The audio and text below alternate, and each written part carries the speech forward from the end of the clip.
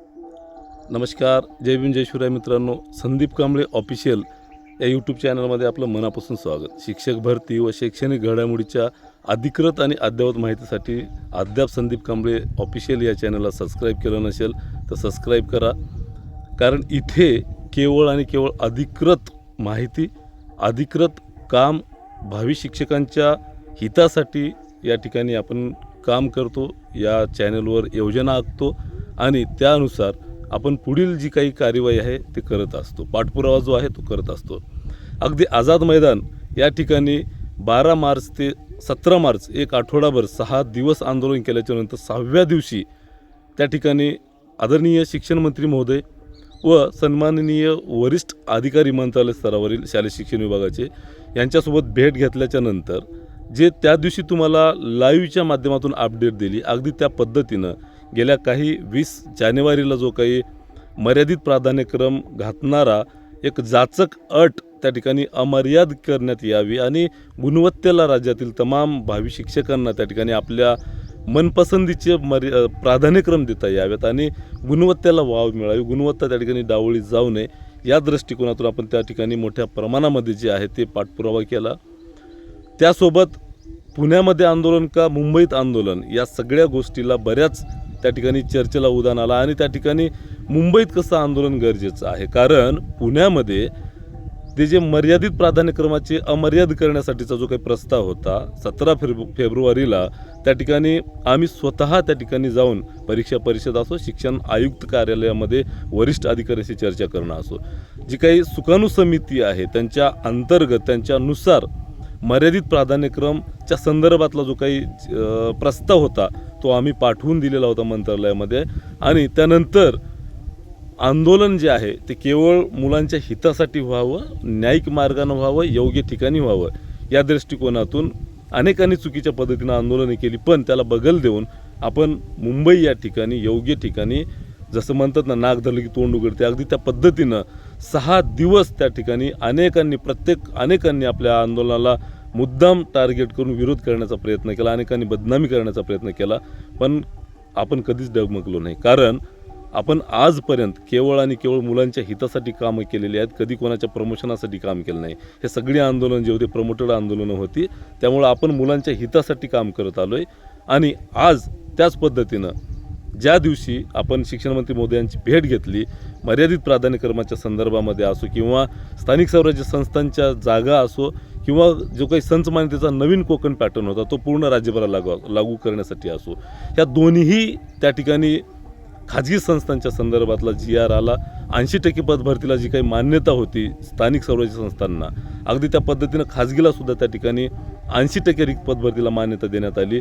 कोकणचा जो काही पॅटर्न होता संच मान्यतेचा, जो की 24 फेब्रुवारी दिवशी मीटिंग झालेली होती, तो पॅटर्न पूर्ण महाराष्ट्रभरामध्ये लागू करावा ही मागणी घेतली होती आणि तात्काळ तो जो पॅटर्न आहे महाराष्ट्राला लागू केलेला आहे. आणि उरली मर्यादित प्राधान्यक्रमाचा विषय, तर त्याच्यामध्ये मर्यादितचे अमर्याद करणे कठीण आहे हे स्वतः मंत्री महोदयांनी त्या ठिकाणी सांगितलेलं होतं. मात्र आपण त्याचा पाठपुरावा जो काही होता तो मधला मार्ग जो आहे तो त्यांना दिलेला होता की खाजगी संस्थांच्या बाबतीत अनेक आरोप होतात, मग ते सभागृहामध्ये असो, खाजगींच्या शाळेवर पदभरतीला त्या ठिकाणी शिक्षक उपस्थित होत नाही तर जागा रिक्त राहतात आणि खाजगी संस्थाचालक जी काही सत्ताधारी आहेत, जी काही मंत्री महोदय आहेत त्यांची बदनामी करतात आणि पवित्र पोर्टल बंद करण्याची मागणी करतात. यामुळे त्या ठिकाणी खाजगीच्या मर्यादित प्राधान्यक्रम जे आहेत ते न वाढवता किमान ॲटलिस्ट स्थानिक स्वराज्य संस्थांच्या ते जे आहेत शेवटी, कारण 10 मिनिट चर्चा केल्याच्या नंतर त्यांनी त्याच्यामध्ये सकारात्मकता दर्शवलेली नव्हती. कारण त्यांना मर्यादित प्राधान्यक्रमच ठेवायचे होते, मात्र अमर्याद करायचे नव्हते. पण त्यांना आपण सांगितलं की ॲटलिस्ट 50च्या ऐवजी जिल्हा परिषदेचे जे काही आस्थापना असतील ते 100 तरी करावेत. आणि ही आपली मागणी जी आहे त्यांनी सकारात्मक घेतलेली होती. बाकी 3 मागण्या तर आपल्या मान्य झाल्याच होत्या. काही दिवसापूर्वी त्याचे GR पण आलेले आहेत. हेच तुम्हाला सगळ्याला अवगत आहे.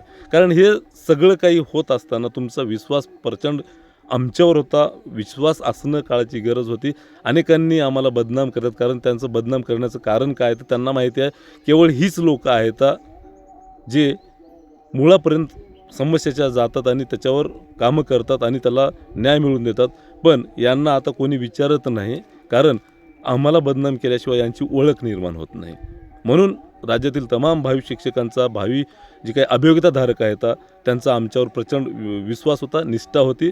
त्यामुळं त्या ठिकाणी आम्ही जे काही निर्णय आहे ते घेण्याचा प्रयत्न केला आणि पाठपुरावा केला. अगदी मित्रांनो, आज थोड्या वेळापूर्वी मर्यादित प्राधान्यक्रमामध्ये एक लवचिकता निर्माण झालेली आहे, जे की आपल्या सगळ्यांच्या लढ्याचं ते यश आहे मित्रांनो. तिथं जे काही लढ्याला उपस्थित होते, ज्यांनी ज्यांनी लढ्याला प्रत्यक्ष अप्रत्यक्ष सहकार्य केलं आहे, या सगळ्यांचं त्या ठिकाणी आज एक मी शाश्वत म्हणणार नाही, एक लवचिकता जी आहे 20 जानेवारीला जी टाकलेली प्राधान्यक्रम होते, मर्यादित प्राधान्यक्रम, ही जाचक अट होती, त्याच्यामध्ये एक स्थिथिलता आलेली आहे.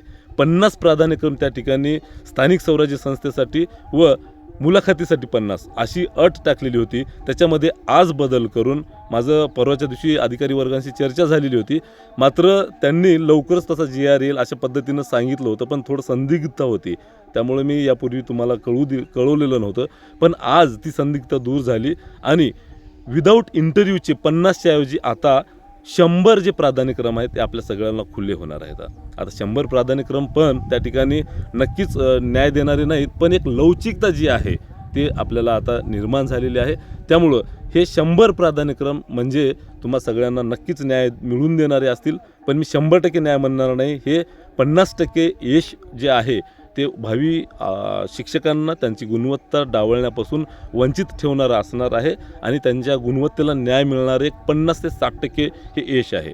मी नक्कीच या निर्णयाचं स्वागत करतो. आदरणीय शिक्षण मंत्री दादासाहेब भुसे असो किंवा वरिष्ठ अधिकारी वर्ग असो किंवा शिक्षण आयुक्त कार्यालयातील वरिष्ठ अधिकारी असो, सुकाणू समितीच्या मार्फत झालेली ही बैठक आणि आम्ही पाठवून दिलेला प्रस्ताव असो, त्यामुळं हे नक्कीच 60% यश आहे आपल्यासाठी. पण अमर्यादित प्राधान्यक्रम असले पाहिजे हा माझा एक त्याच्यातला हटास आहे, कारण त्याच्यामुळे कुठल्याही गटावर, कुठल्याही प्रवर्गावर अन्याय होणार नाही मित्रांनो. मागासवर्गीय उमेदवारांना सुद्धा त्याच्या खुल्या गटातले मार्क्सनुसार असलेले प्राधान्यक्रम किंवा त्यांच्या प्रवर्गाला असलेले प्राधान्यक्रम हे जरी बघितलं तर त्याची बेरीज जी आहे 200-300च्या प्राधान्यक्रमापर्यंत जाते. तेव्हा कुठं नक्की न्याय मिळतो, कारण 300 प्राधान्यक्रम दिलेल्या उमेदवारांना त्या ठिकाणी न्याय मिळालेला आहे.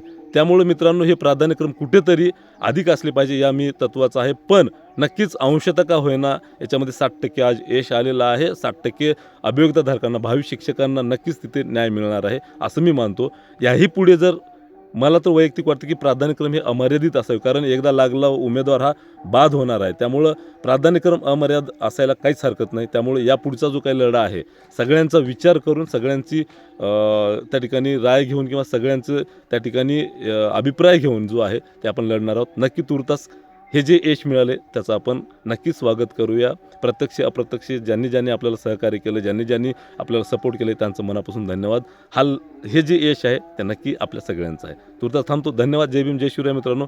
काही वेगळे तुमची समस्या असेल, कमेंट्स असतील किंवा तुमच्या अडचणी असतील तर कमेंट्स करा. नक्की तुमच्या अडचणीला मी त्या ठिकाणी प्रयत्न करतो उत्तर देण्याचा. तुर्तास थांबतो. धन्यवाद. जय भीम, जय शिवराय. जास्तीत जास्त व्हिडिओ शेअर करा.